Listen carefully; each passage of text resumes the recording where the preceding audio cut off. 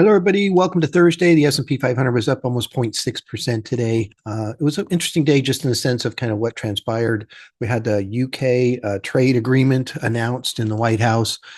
This is not a really big agreement in the sense that, we're not huge trade partners with the UK compared to Mexico, Canada, and China, for example.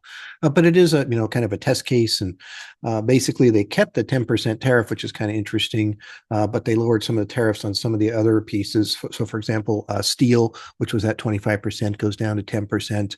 Some of the automobile parts and cars drop down from 25% to 10%. And so kind of still have the same tariff on, on English products. They did reduce to zero the tariffs on American cattle, for example. So, those things are what we're really looking for here. Got to be careful. I think 10% tariff across the board for the whole world would still be really high and create some problems. But at least it's a start. And then Trump talked about it's time to buy stocks. The last time he said that was just before they did the pause and the market jumped way up. And he referenced the talks this weekend with China. And maybe we'd see tariffs come down, which is kind of a surprise to the market, I think, because the overall outlook on that was that it was more like a diplomatic icebreaker that's going to happen this weekend, kind of get things started.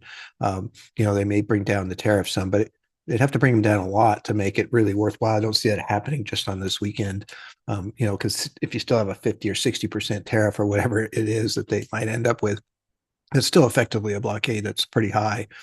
So we'll see, but that's the right words. It's the right way. There definitely seems to be a concerted effort to help the stock market. Yesterday, right before the close, they announced, the artificial chip embargo that was happening would be reduced or changed. Still, open as to what that means as far as that goes. But the market went from, slightly negative to positive.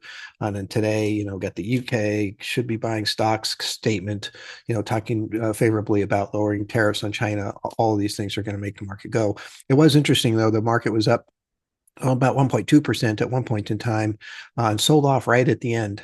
So there's some people that are, still taking some profits here and there. We'll see how that goes, but things are going in the right direction as far as that goes. However, the clock is ticking on these big countries and these big tariffs. So it's nice to see some progress, but we need to keep going quite quickly here because you're going to have a lot of bankruptcies in these small companies at some point here if we don't move quickly. And maybe that's getting through, and maybe they'll be doing that, and we'll see what happens. China does have to participate.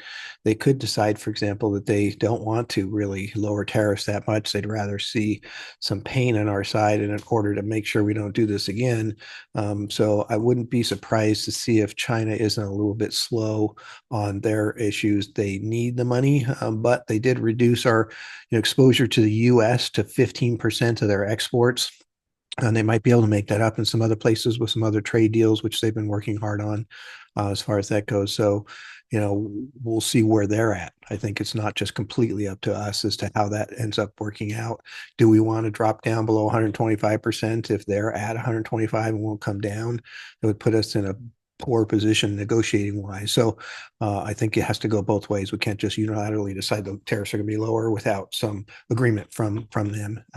Could have a pause. I know that's one of the things that's coming up quite often. A lot of these small businesses that are struggling and talking about going out of business or asking for a 90-day pause so that they have a chance to try to find some sourcing in other directions. So, there could be something like that happens too. We'll see what happens. But look forward to being able to see you tomorrow. Of course, we do our show tomorrow, Talk Money with Tom on YouTube from 12:15 to 1. We answer questions. I do a summary of what I saw happening for the market for the week at the beginning. So look forward to seeing you then. Thank you very much.